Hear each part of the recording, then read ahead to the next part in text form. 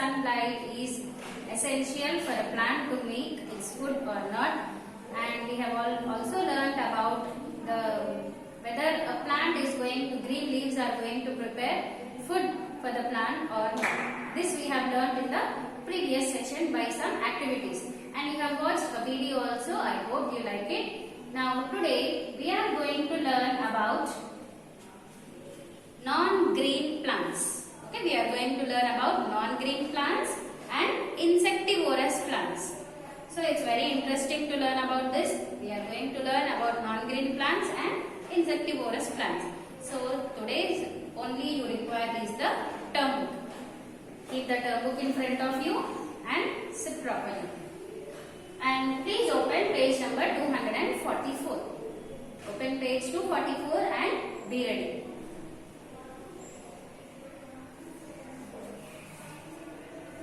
Yes, as we already know that green plants can prepare their food, isn't it? Green plants can prepare their food.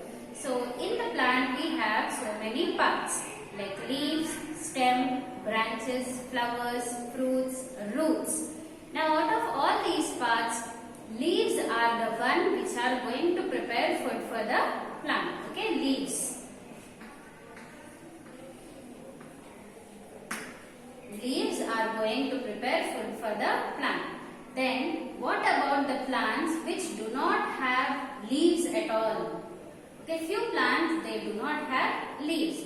Then what about those plants? How they are going to prepare their food? So let's see how they are going to prepare their food. Page number 244. Some unusual plants. Generally, leaves of a green plant make food. But there are few plants that do not have leaves. How much? So, how do such plants survive? Some plants like the cactus do not have leaves. Where then is its food made? So, it is made in its thick, fleshy green stems. So, if you look at this picture here, this is a cactus plant. And you know very well where the cactus plant grows. It grows in deserts, isn't it? Wherever there is so much of soil and there is less quantity of water. So in such kind of desert areas, the cactus plants are growing. So this cactus plant, it doesn't have leaves at all. It doesn't have leaves. Then what is this green colored part which you are able to see? The green colored part is nothing but its stem. Okay, that is its stem, and remaining all are branches on the stem. From that again small branches are going to come. And there are no leaves to this cactus plant.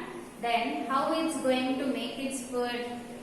This plant, cactus plant, it's going to prepare its food with the help of its stem.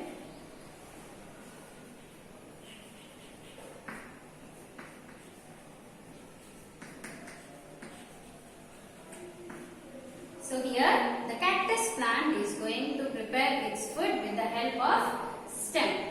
So with the help of the green stem it's going to prepare the food. If you cut the stem like horizontally or vertically, whichever side you cut the stem, it will be like thick, fleshy, it will be juicy inside. Like did you anytime cut aloe vera plant's leaf? How it will be inside? It will be sticky and white color jelly substance will be there. No? In the same way, cactus plant stem also will be in the like juicy it's going to be. In the same way, aloe vera also is going to prepare its food through its stem. So they don't have leaves. And non-green plants. So the next topic is non-green plants. Few plants are not in green in color, and we have already learned that only green plants can prepare their food. Okay, now let's see how these non-green plants are going to survive. So fungi such as moulds and mushrooms are examples of non-green plants that do not contain chlorophyll unlike green plants.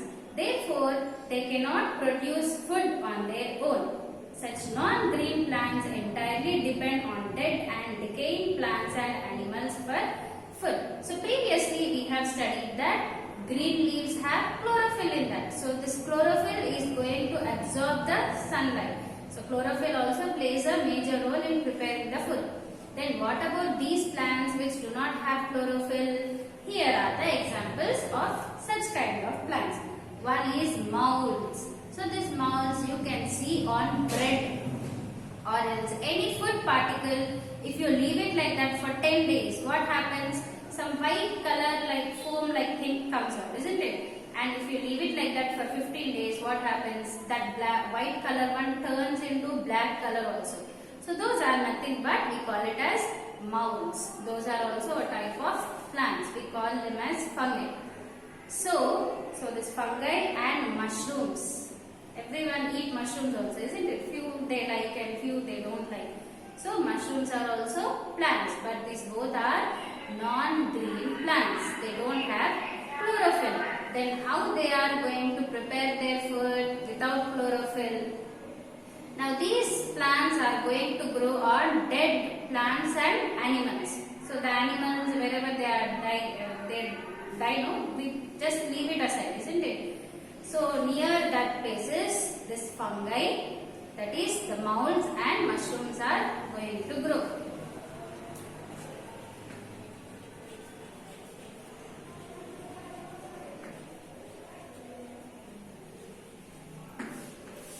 So these are the non-green plants.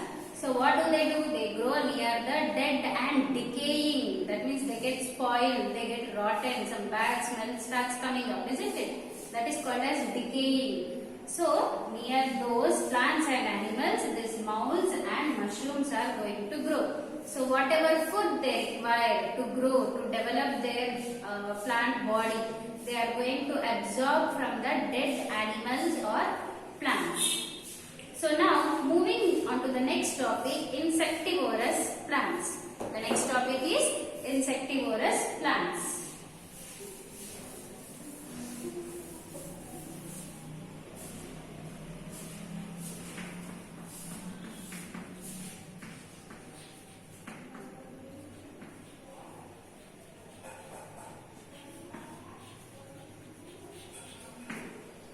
So these insectivorous plants are also called as carnivorous plants.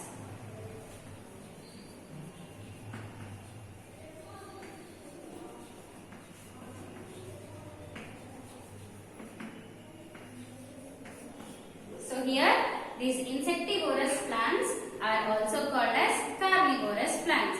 Now let's see what are these insectivorous and carnivorous plants. So insectivorous plants, they are also called as carnivorous plants. So include the Venus flytrap, sundew and picture plant. So here he has given the examples of insectivorous plants. See here in the next page, there are 3 diagrams for you. You have to just check it out. One is picture plant, another one is sundew and the other example is Venus flytrap. So these are the examples of insectivorous plants. So these plants derive some or most of their food from trapping and consuming insects and other small animals. So in a picture plant, the leaf is shaped like a picture with a small lid. The picture of the plant has a deep cavity that is filled with a digestive fluid. So insects such as flies get attracted to that bright colored picture and sit on it. Then the lid of the picture closes, thus trapping the insect. So the digestive fluid inside the cavity digests the insects. Now if you look at this picture, so what these plants are going to do? These plants, they cannot prepare their food even though they are green in color, but they cannot prepare their food. They prepare only very little amount of food. Then what about the nutrients about the plant? So it's going to absorb the nutrients from the small insects. So if you look at this Venus flytrap, here it is, the last picture. So how it is, if you look at the Venus flytrap, the leaves are like this, isn't it? So it has red color inside. The red color is very bright and attractive. So what the flies think?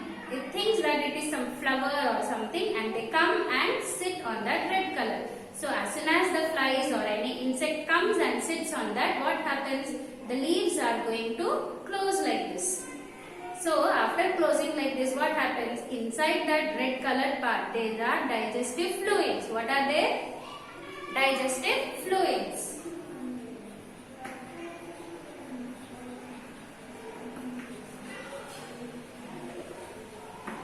So with the help of these digestive fluids, the inside part, whatever insects are there, they are going to get digested. So with this process, the plant is going to get enough nutrients by the insects. So these plants generally they grow in the forest areas. Okay. So how it will be in forest areas? The forest area will be completely filled with all types of plants, and they all grow very near, isn't it?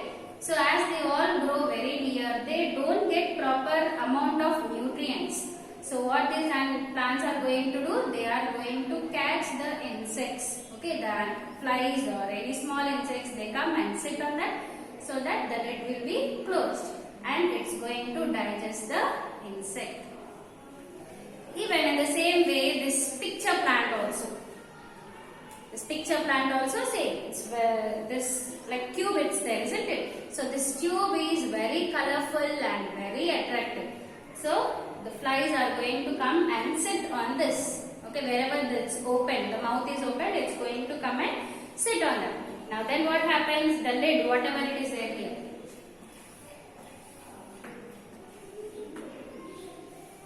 So it's like this, isn't it? So the flies come and land here. After they land here, this is the lid. So here that lid is going to close. So as soon as the lid is closed, this lid is going to close it. After it gets closed, what happens? The leaf is trapped, the insect is trapped inside. And whatever digestive enzymes are there inside the tube here, they are going to digest the insect. And next, we are going to learn about the energy flow in living things.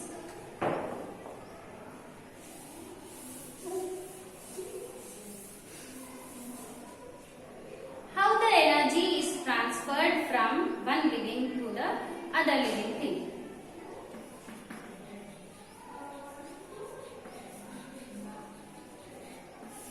So we are going to learn about the energy flow.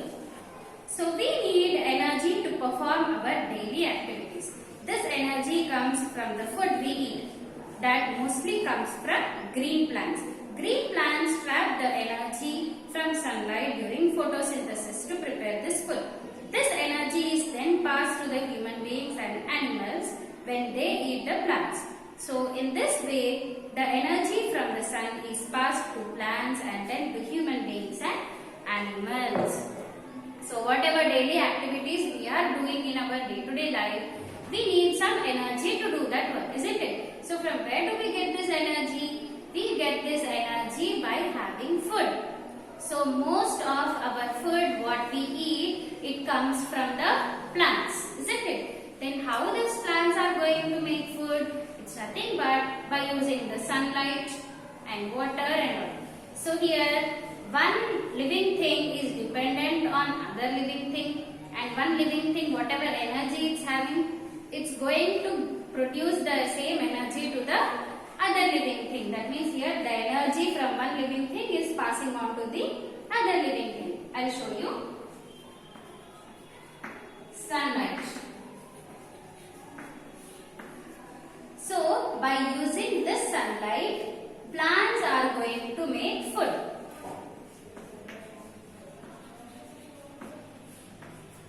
So by using the sunlight, plants are going to make food. Now, with these plants, human beings are going to eat the plants. Or any, you can take like deer or goat.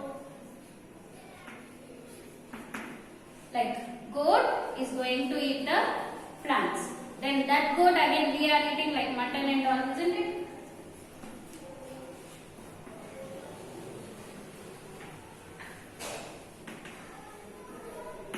Now see here. So the produced from the sunlight, it is transferred to plants, and the energy from plants is transferred to goat, and from the goat the energy is transferred to the human beings. Like this, from one form to the other form it is going to transfer. So here the sunlight is going to be transferred to plants and then to goat, that is nothing but the animals, from animals again to the human beings. So this is about the energy flow in living things.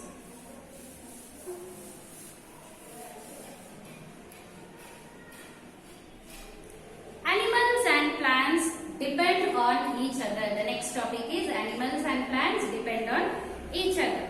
Plants and animals depend on each other for many things. In an natural environment, plants are the primary sources of food for animals. Since animals cannot make their own food, they are entirely dependent on plants or other animals for their survival.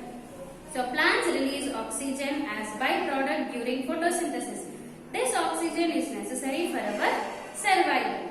So plants also provide shelter for animals and birds. So plants help to regulate the level of carbon dioxide and oxygen in the present where they present in the air. So here are some examples where plants require human beings and human beings require plants.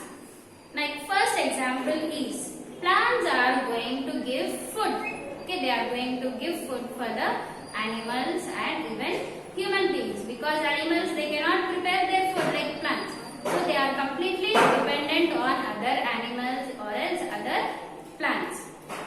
And in the same way, plants are dependent on us and we are also dependent on plants. How? This is because of the carbon dioxide and oxygen. So all the animals and human beings are going to breathe oxygen. All the animals and human beings breathe oxygen.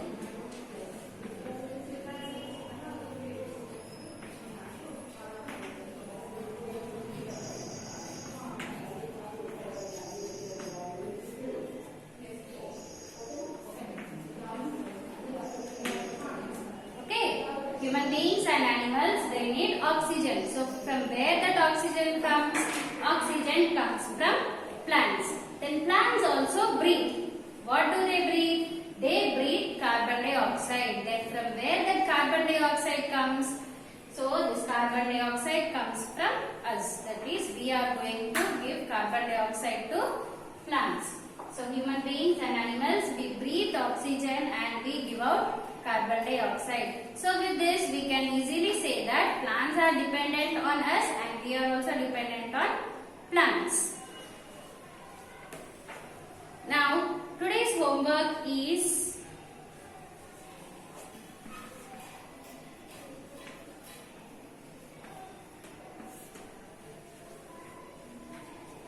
from page 244 and 245. Whatever pictures are there, like 6 pictures are there: cactus, mold, mushroom, picture plant, sundew plant and Venus flytrap. These 6 diagrams you have to draw.